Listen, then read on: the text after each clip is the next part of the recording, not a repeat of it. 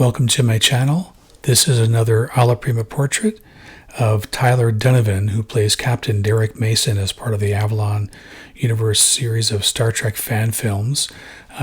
Tyler bears quite a resemblance to Michael J. Fox, and in fact has worked in some Back to the Future fan films, including a BTTF Project 85 fan film that was a collection of scenes shot by fans all over the world and then assembled into a film. It's actually a full-length reproduction of the original film of Back to the Future, and I will have links to all this in the bio.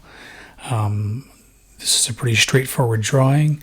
Tyler is facing forward, though his head is tilted, which makes it a little more interesting to draw.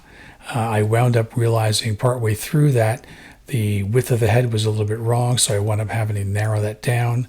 And again, I do that just by wiping off some of that paint with a Q-tip. I'm now painting in the background, and this background color does not match what's in the photo. What's in the photo is part of a set, and I'm just trying to capture some of the colors from that. So it's mostly a kind of beige color with a little bit of purple mixed into it, just to have some of those colors that are reflected into the form present in the background. And I'm now just working in the way I normally do, working from dark to light, filling in the shadow structure. And there's really good structure here with this light. So the shadow and light works really well in this photograph. And you may notice that in the reference photo, Tyler has his hand up, probably in a Vulcan salute. We only see part of the hand. And I chose not to paint that. I just sort of imagined what it would be like without the hand and decided to paint it that way. I didn't have room on the width of this surface to include the whole hand, and I thought part of the hand would just look weird, so I didn't bother with that.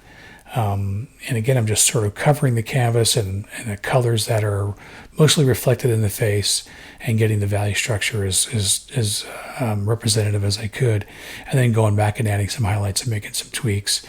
And I'll start reinforcing some of the darks that are gotten lost in the coverage process. And kind of the last thing I wind up doing is adding some final highlights of the skin into the eyes, and then I do the hair. And the hair is actually one of the easiest things to do. I usually just paint it just one flat color. Then I add some additional highlights to try to create some volume.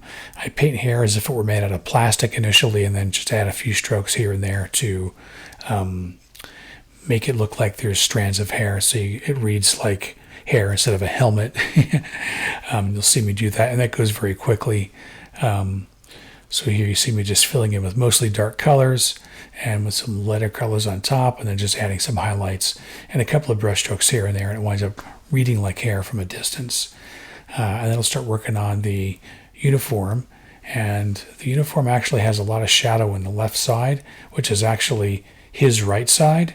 And I tried to get the color to be as accurate as I could. I think the color actually worked out pretty well here, although I think the material being used is a little bit shiny, and I didn't quite get that down, but I did, I think, do a representative job on the Star Trek insignia here, where it, it's metal and reflects the light. And this is the final portrait. I hope Tyler likes it. If you like this video, please click the like button and subscribe and set your notifications. I'm on the web at robertosuzuki.art, on Instagram at roberto_suzuki_art, and on Facebook at fb.com/robertosuzukiart. Thank you.